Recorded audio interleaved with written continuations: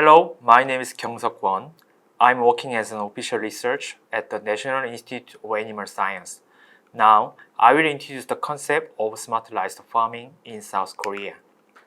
I hope that this presentation will help you to understand the status of livestock industry and the Korean government's policy on smart farms. In addition, I will give a brief explanation of smart farm technologies and their effects in relation to various species of livestock. Lastly, I will show the present and future of smart livestock farming technologies. Firstly, let's look at the advent of smart livestock farming in Korea. Livestock production in Korea is currently worth around 8 billion US dollars and account for nearly 40% of the total amount of agricultural production. As you can see here, meat consumption per capita has been increasing steadily over the years. Therefore, the scale of the livestock house has been also growing. However, the farming population has decreased by 26% in the last decade, while the aging society phenomena is also accelerating at the same time. Competition in the domestic livestock industry has intensified with the opening of overseas market. So, in order to overcome this kind of problems, the concept of the smart farm has begun to emerge in South Korea. This slide shows the enforcement of the policy for spreading the smart farm in Korea. In 2018, the government spent about 66 million US dollars on the supply of smart farms and about 29 million US dollars on R&D project. The government plans to supply 7,000 hectares of the land for controlled horticulture and 5.8 thousand households for livestock in the country by 2022. So, as a novel paradigm of livestock production, what is smart farm? A smart farm can monitor the environment and livestock without the constraint of time and space based on network infrastructure and automation technologies. With smart farm technologies, farmers can expect not only greater convenience and an improvement in their quality of life by reducing manpower, but also an improvement in livestock productivity. This concept is very similar to precision livestock farming in the EU. To sum up, we can monitor and control the livestock house while traveling, eating, or performing any other activities without being subject to the constraints of time and space. All devices can be automatically or manually operated based on the network and automation system. This slide shows a technical roadmap of the smart farm in Korea. We have defined smart farm in 3 steps according to the level of technology. The first generation model is the system that is currently available depending on governmental support. This model is focused on reducing manpower and providing convenience through remote monitoring and control.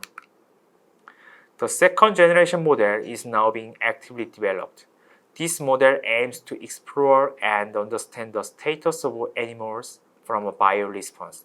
From this, we can predict the growth and production of animals more precisely based on big data, artificial intelligence, and the bioresponse from the animal themselves. Here, the area of technology is also being expanded from just the production to the whole value chain, including distribution and consumption. Lastly, the third generation model aims to actively adopt the robot and environmentally friendly technologies to promote the sustainable livestock industry in Korea. In this chapter, I will introduce the example smart farm technologies for pigs and poultry.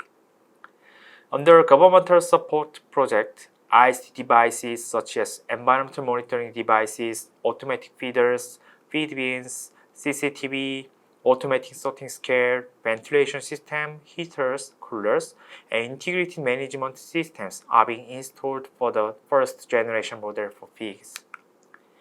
This slide shows a schematic and systematic diagram of automatic feeders for group housing pigs. Here, RFID technology, which means radio frequency identification, is used to identify individual pigs. When a pig attached with an RFID tag to its ear enters the device can recognize the information of this pig, such as its date of birth. Communication with the feeding management program and individual feeding activity is sequentially carried out. Lastly, data on the amount of feed intake is automatically stored in the server. With the adoption of this device, farmers can expect precise individual feeding and management, prevent of dystocia in pregnant sow, and realize animal welfare. The next item is the automatic sorting scale for finishing pigs. The shipment of pigs is labor-intensive and time-consuming. Using this device, separation of the finishing pigs is automatically carried out according to the weight of each individual pig. With this device, farmers can also expect a rise in their income according to the uniform shipment of pigs that have reached the target weight. It also makes it possible to prevent safety accidents and reduce manpower requirement. This slide shows the ISD devices and facilities used for poultry breeding. Feed bins are usually used for all livestock species. As a kind of scale is installed at the base of each column, the real-time measurement of feed weight is possible. From the weight information, we can calculate the daily feed consumption, especially for group housing poultry. Information on feed weight can also be monitored via smartphone. These are automatic scale devices for poultry. A general broiler farm in Korea raises over 20 or 30,000 heads of broilers, which makes it very difficult to figure out the weight of each broiler. These devices can automatically measure the weight of each bird based on a statistical algorithm. The use of this device enables precise feeding, management of the uniformity of growth, and a systematic adjustment of the shipment schedule. This machine is an automatic spreader for breeding materials such as rice hulls in a doghouse. All the processes such as the movement, loading, and supplying of bedding materials are operated automatically. The water content of bedding materials is strongly related to the health and welfare of livestock. With the adoption of this machine, we manage the water content of bedding materials automatically and reduce manpower needs dramatically. Preventing the spread of animal disease such as HPAI is also made possible by minimizing contact with the ground and the external environment. We can monitor animal status and control the IST devices using a mobile application as shown on this slide. This kind of application also provides key information to farmers through dashboard functions based on the data application model. Now, I will introduce an example the smart farm technologies developed for Hanu and dairy cows. Here, Hanu is the specific name of a native Korean breed of cattle.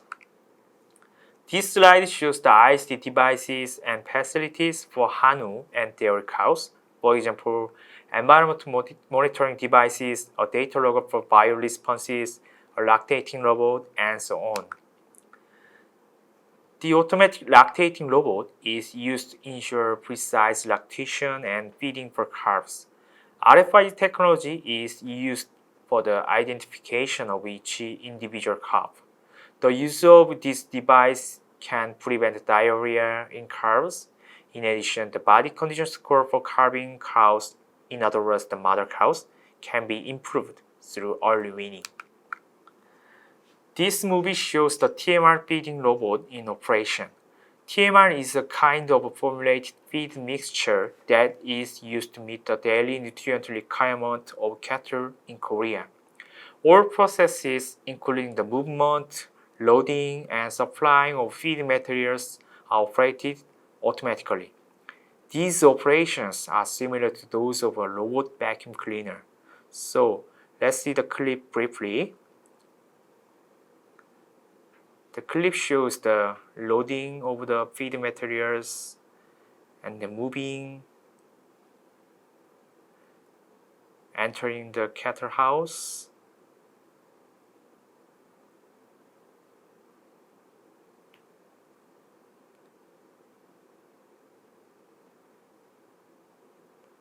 And then supplying of feed materials